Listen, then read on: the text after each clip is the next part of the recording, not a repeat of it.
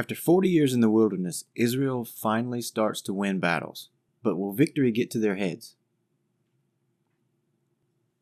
Hey there, and welcome to The Unadorned Bible, the channel where we're reading chronologically through the Bible in 1 year. I am so glad you're here. You've caught us on day 68 of our journey, and today our reading is Numbers 2 and 3. And in this text, we see Moses continuing his speech, recounting how Israel finally has moved forward, they've conquered enemies, and they saw the land that they had waited for. We've really been building to this point. So with that being said, let's dive into the reading. Numbers chapter 2 and chapter 3, read from the New Revised Standard Version Updated Edition. Chapter 2. After you had stayed at Kadesh as many days as you did, we journeyed back into the wilderness in the direction of the Red Sea, as the Lord told me, and skirted Mount Seir for many days. Then the Lord said to me, "You have been skirting this hill country long enough. Head north and charge the people as follows. You are about to pass through the territory of your kindred, the descendants of Esau who live in Seir. They will be afraid of you, so be very careful not to engage in battle with them, for I will not give you even so much as a foot's length of their land, since I have given Mount Seir to Esau as possession. You shall purchase food from them for money, so that you may eat, and you shall also buy water from them for money, so that you may drink. Surely the Lord God has blessed you in all your undertakings. He knows you're going through this great wilderness. These 40 years the Lord your God has been with you. You have lacked nothing." So we passed by our kin, the descendants of Esau who live in Seir, leaving behind the route of the Arabah, and leaving behind Elath and Ezion-Geber.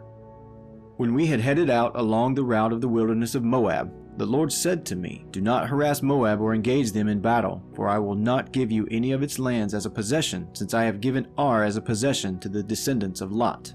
The Emim, a large and numerous people, as tall as the Anakim, had formerly inhabited it. Like the Anakim, they are usually reckoned as Rephaim, though the Moabites call them Emim. Moreover, the Horim had formerly inhabited Seir, but the descendants of Esau dispossessed them, destroying them and settling in their place, as Israel has done in the land that the Lord has given them as possession. Now then, proceed to cross over the Wadi Zered. So we crossed over the Wadi Zered, and the length of time we had traveled from Kadesh Barnea until we crossed the Wadi Zered was 38 years, until the entire generation of warriors had perished from the camp, as the Lord had sworn concerning them. Indeed, the Lord's own hand was against them, to root them out from the camp, until all had perished. Just as soon as all the warriors had died off from among the people, the Lord spoke to me, saying, "Today you are going to cross the boundary of Moab at Ar. When you approach the frontier of the Ammonites, do not harass them or engage them in battle, for I will not give the land of the Ammonites to you as a possession, because I have given it to the descendants of Lot." It also is usually reckoned as a land of Rephaim. Rephaim formerly inhabited it, though the Ammonites called them Zamzummim, a strong and numerous people, as tall as the Anakim, but the Lord destroyed them from before the Ammonites, so that they could dispossess them and settle in their place. He did the same for the descendants of Esau, who live in Seir, by destroying the Horites before them so that they could dispossess them and settle in their place, even to this day. As for the Avim, who had lived in the settlements in the vicinity of Gaza, the Capthorim, who came from Caphtor, destroyed them and settled in their place. Proceed on your journey and cross the Wadi Arnon. See, I have handed over to you King Sihon the Amorite of Heshbon and his land.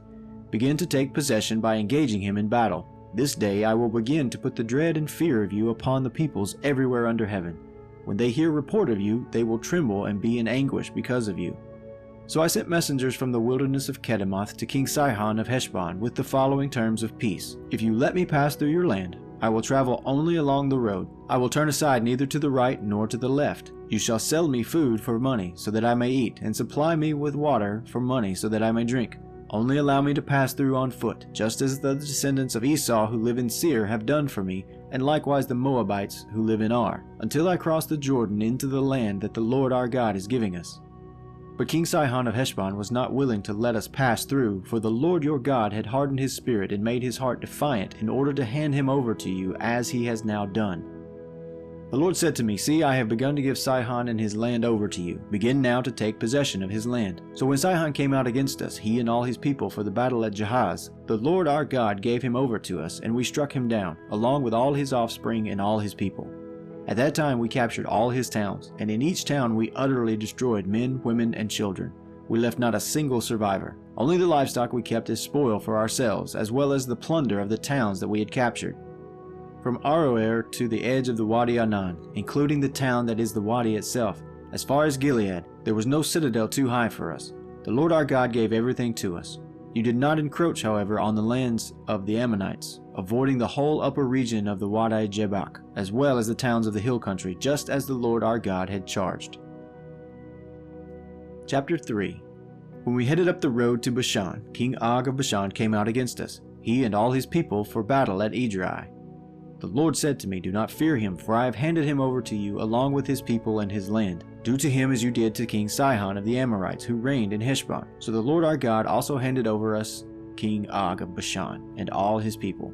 We struck him down until not a single survivor was left. At that time we captured all his towns. There was no citadel that we did not take from them. 60 towns, the whole region of Argob, the kingdom of Og in Bashan. All these were fortress towns with high walls, double gates, and bars, besides a great many villages. And we utterly destroyed them as we had done to King Sihon of Heshbon, in each city utterly destroying men, women, and children. But all the livestock, all the plunder of the towns we kept as spoil for ourselves. So at that time we took from the 2 kings of the Amorites the land between the Jordan, from the Wadi Arnon to Mount Hermon. The Sidonians call Hermon Syrian, while the Amorites call it Senir. All the towns of the tableland, the whole of Gilead and all of Bashan, as far as Salecah and Edrei, town of Og's kingdom in Bashan. Now only King Og of Bashan was left of the remnant of the Rephaim. In fact, his bed, an iron bed, can still be seen in Rabbah of the Ammonites. By the common cubit, it is 9 cubits long and 4 cubits wide.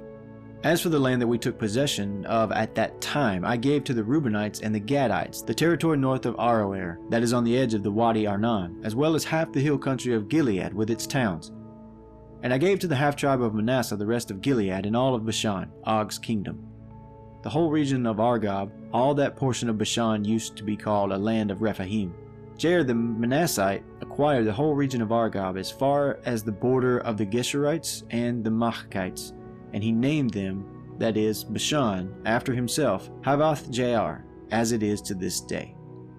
To Machir I give Gilead, and to the Reubenites and the Gadites I gave the territory from Gilead as far as the Wadi Arnon, with the middle of the Wadi as a boundary, and up to the Jebak, the Wadi being the boundary of the Ammonites. The Arabah also, with the Jordan and its banks, from Kinnereth down to the sea of Arabah, the Dead Sea, with the lower slopes of Pisgah on the east. At that time I charged you as follows: Although the Lord your God has given you this land to occupy, all your troops shall cross over armed as the vanguard of your Israelite kin. Only your wives, your children, and your livestock, I know that you have much livestock, shall stay behind in the towns that I have given you. When the Lord gives rest to your kindred, as to you, and they also have occupied the land that the Lord your God is giving them beyond the Jordan, then each of you may return to the property that I have given you. And I charged Joshua as well at the same time, saying, Your own eyes have seen everything that the Lord your God has done to these 2 kings. So the Lord will do to all the kingdoms into which you are about to cross. Do not fear them, for it is the Lord your God who fights for you. At that time too, I entreated the Lord, saying, O Lord God, you have only begun to show your servant your greatness and your might. What God in heaven or on earth can perform deeds and mighty acts like yours? Let me cross over to see the good land beyond the Jordan, that good hill country and the Lebanon. But the Lord was angry with me on your account and would not heed me. The Lord said to me, Enough from you. Never speak to me of this matter again. Go up to the top of Pisgah and look around you to the west, to the north, to the south, and to the east. Look well, for you shall not cross over this Jordan. But charge Joshua and encourage and strengthen him, because it is he who shall cross over at the head of this people, and who shall secure their possession of the land that you will see. So we remained in the valley opposite Beth Peor. This ends the reading for today. Israel is finally stepping into their victory, but not everyone gets to go. Even Moses, the great Moses, had to face the reality of consequences. If today's reading hit home, drop a comment, smash that like button, and don't forget to subscribe because you don't want to miss what happens next. It's going to change everything. I hope you have a great day. I'll talk to you tomorrow.